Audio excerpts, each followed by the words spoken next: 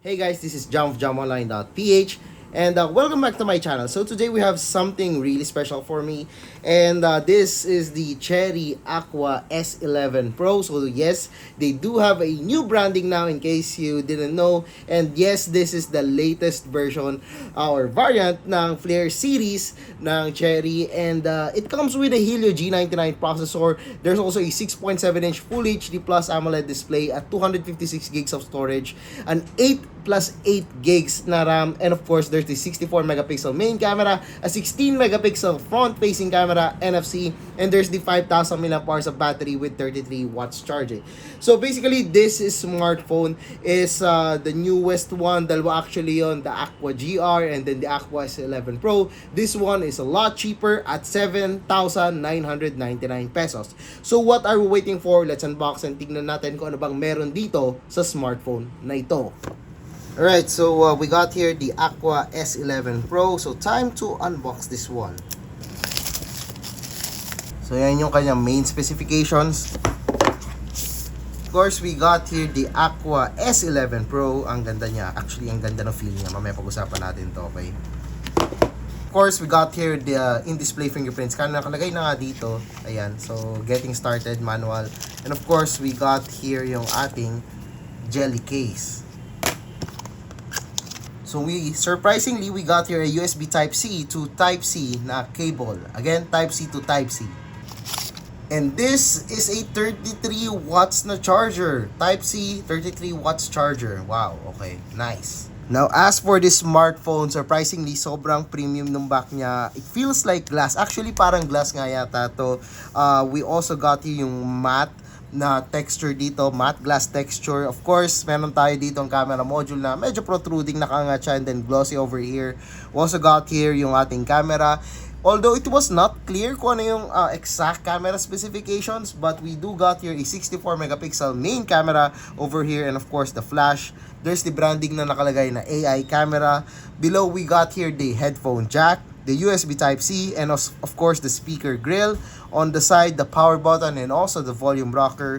And on the other side is the SIM card tray. So this one, it feels like glass. However, this one, I'm pretty sure that this one is plastic. Almost flat yung ating side. So doesn't have the best feel, but it's actually pretty thin for me. So I really don't have any problems with its ergonomics. Of course, nakita nyo naman, 120Hz AMOLED display, 256 gigs of internal storage, powered by Android 13, 64 megapixel main, the iconic Cherry sound, 16 megapixel front-facing camera, 5000 mAh of battery, and of course, the 33 watts charging. So, give me a few minutes as I will just set up this smartphone. Okay, so we've set it up. So, nakikita nyo naman here, we got here the large 6.7-inch Full HD Plus 120Hz AMOLED display. So yes, it is smooth. You can actually see that over here yung ating screen refresh rate. It's dynamic, so it adjusts depending on what you want. But here's the thing, ang ganda ng colors na napoproduce nito, unlike other AMOLED displays. This is no ordinary AMOLED display na nakikita nyo at its price range. The colors are really nice, the viewing angles, the brightness, it's actually pretty bright. Actually, sobrang ganda ng display niya for its price range. Of course, we got here the bezels on the side. Very thin, hindi masyadong noticeable. Of course, we got here the punch hole. Ang ganda. Ulitin ko, ang ganda nung kanyang colors na meron tayo dito.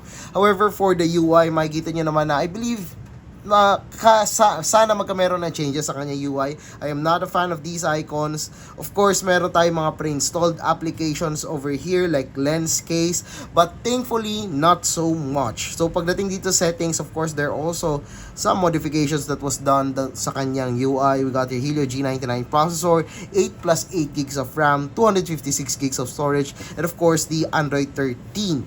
So, here's the thing. Meron akong napansin dito na medyo na-curious ako. So when I open the camera application, we also got here the night mode, of course, the video mode, and of course, it supports, let's see, up to 2K resolution only, which isn't that bad considering na Helio G99 processor tayo dito. Also got here the photo with HDR and AI, the portrait, and again, meron tayo dito 64 megapixel camera. So we also got here the 108 megapixel na shot. I'm not sure kung nagkamali lang yung kanilang software dito, if it's really 108 or 64 megapixel talaga yung output nito. But yeah, tignan natin. Surprisingly, it's still 108 megapixel. So kahit meron tayo 64 megapixel camera, meron tayo ditong pang shot ng 108. So probably nag-upscale yung ating camera dito, and malalaman natin once we get a full review of this smartphone. But for now, nakikita nyo naman kung what to expect dito sa ating camera ng smartphone na to. And of course, meron pa tayo ditong other features like yung beauty mode, filter, GIF, film, pro mode, panorama, slow motion, time-lapse, macro, and intelligent scanning. So we're here at Osaka, Japan to try out the camera of the Flare S11 Pro of Cherry. It's Cherry now. So one of the things that I've noticed with the camera of the Cherry S11 Pro is that in night mode, I think they need some adjustments, and they need to improve yung camera ng smartphone. But I'm actually surprised that it was actually bright and hindi masyadong washout yung colors na nakukuha natin dito when it comes to night mode. However, when it comes to auto mode or decent lighting conditions like this one, was actually surprised that I was getting really good camera shots on this one. It's not the best one in its price range, but definitely good for a Cherry smartphone. It's way better than I expected. Napansin ko na colors are almost right dito, and they were sharp as well. And when I was shooting at Kurashiki, nakita ko yung colors ng sun, yung colors ng surroundings, they were actually pretty right. Tapos ang nagustuhan ko pa sa kanya is actually they are really sharp than I expected. So I really applaud Cherry for improving their camera dito. So do check out more of the shots that I took using the Cherry S11 Pro.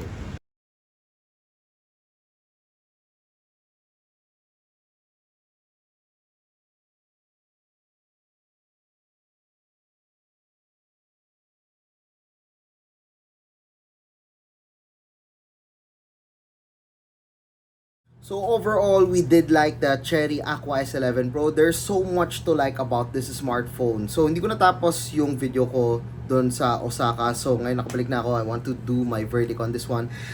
First impressions. First of all, I do like the design of the Cherry Aqua S11 Pro. So first things first, I like the back of the smartphone. Katulad na sinabi ko kanina, I like the matte na feel dito. Para nga siyang glass. I believe glass nga yata tayo. Sobrang premium. I have to confirm with Cherry, but as for this one, yun po yung masasabi ko sa aking first impression.